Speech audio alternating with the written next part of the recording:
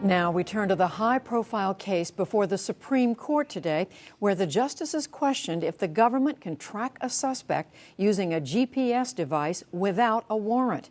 At the heart of the case is an individual's constitutionally protected privacy in today's high-tech world of real-time surveillance. Here now to bring us the highlights from today's oral arguments is Marcia Coyle of the National Law Journal. Welcome back, Marcia. Thanks, Judy. So tell us first the facts of the case. Okay, the police and the FBI attached a GPS tracking device to the undercarriage of Antoine Jones's car. Jones was a suspected drug dealer. They didn't have a warrant. They monitored the movement of the car 24 hours per day for 28 days. Some of the information gathered was used to convict him of conspiracy to deal drugs. A federal appellate court later reversed his conviction, finding that the use of the GPS device without a warrant violated the Fourth Amendment. So what is then the question before the justices? Well, Judy, as you know, the Fourth Amendment protects us from unreasonable searches and seizures.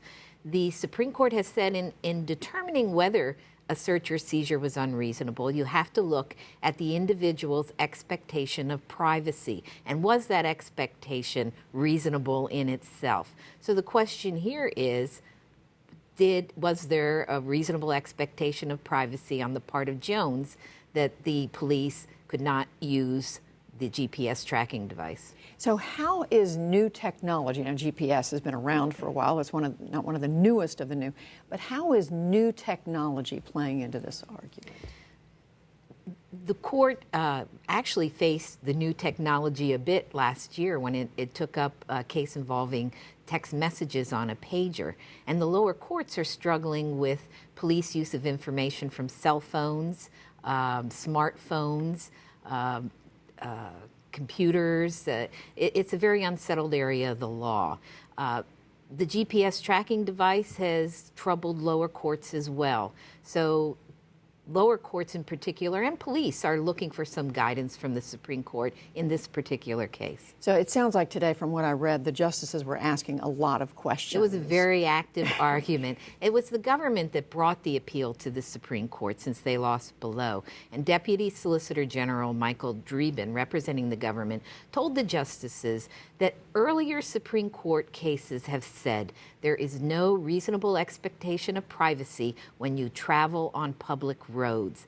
The GPS device, he said, exposed nothing that wasn't already exposed to anyone who cared to look at this car. And he also said it was no different than if the police had assigned 10 agents to tail Jones's car for 24 hours a day for a month. And how did the justices respond to this line? The justices, a number of the justices seemed very uncomfortable with how far the government's argument went.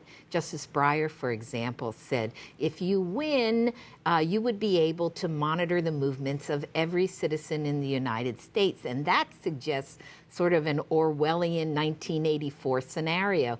So he pressed, and so did the other justices, pressed the government on what protection is there here from something like that happening. And Mr. Dreeben said, well, there are other constitutional principles that can come into play if there are abuses or if the court's afraid that something is chilled here. There's the First Amendment, there's equal protection. But he said, we're not talking about monitoring every citizen. This is a case where police were monitoring a suspected drug dealer.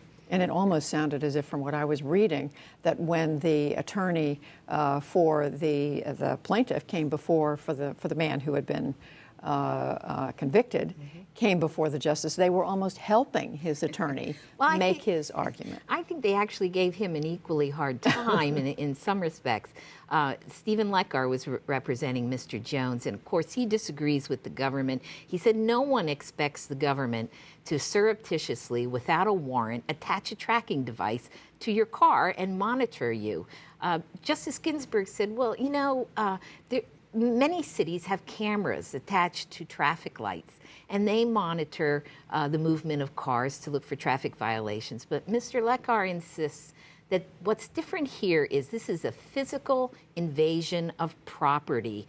It's a greater intrusion on your privacy than cameras or video observation. So finally, Marcia, what the sense is that the justices could draw a line, privacy, high-tech device, that they could choose to draw that narrowly, broadly? They could. There is a narrow way to solve this or resolve the case, and that is just to look at the attachment of the GPS device. Was that a seizure? And not deal with the more complicated issue of search and reasonable expectations of privacy in the world today. I thought Justice Alito had really hit the nail on the head when he said, before the internet age, much of our privacy resulted from difficulty in traveling and gathering information. But with computers, you can now amass a huge amount of information. He said, so what now? Is everything fair game, or where are the limits? And that's what the justices have to juggle. Where, or is there a limit? Is there a line to draw? Fascinating. Marcia Coyle, thank you. My pleasure, Judy.